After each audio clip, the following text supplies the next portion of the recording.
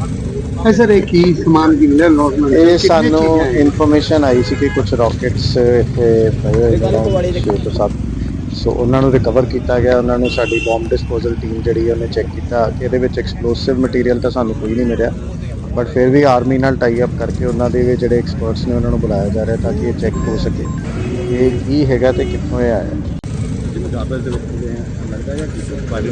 ਐਵੇਂ ਲੱਗਦਾ ਹੈ ਕਿ ਕੋਈ ਕਬਾੜੀਏ ਨੇ ਜਾਂ ਕਿਸੇ ਨੇ ਇੱਥੇ ਰੱਖੇ। ਹਜੇ ਤੱਕ ਕੋਈ ਸਾਜ਼ਿਸ਼ ਵਾਲਾ ਜਾਂ ਕੋਈ ਆਪਣਾ ਸ਼ਰਾਰਤ ਵਾਲਾ ਕੰਮ ਤਾਂ ਨਹੀਂ ਲੱਗਦਾ, ਬਟ ਫਿਰ ਵੀ ਅਸੀਂ ਸਾਰੇ ਐਂਗਲ ਤੋਂ ਟੋਟਲ 7 ਮਿਲੇ ਨੇ। ਹਾਂਜੀ ਓਪਨ ਪਏ ਸੀ, ਇੱਕ ਬੋਰੀ ਸੀਗੀ ਉਹਦੇ 'ਚ ਪਏ ਸੀ।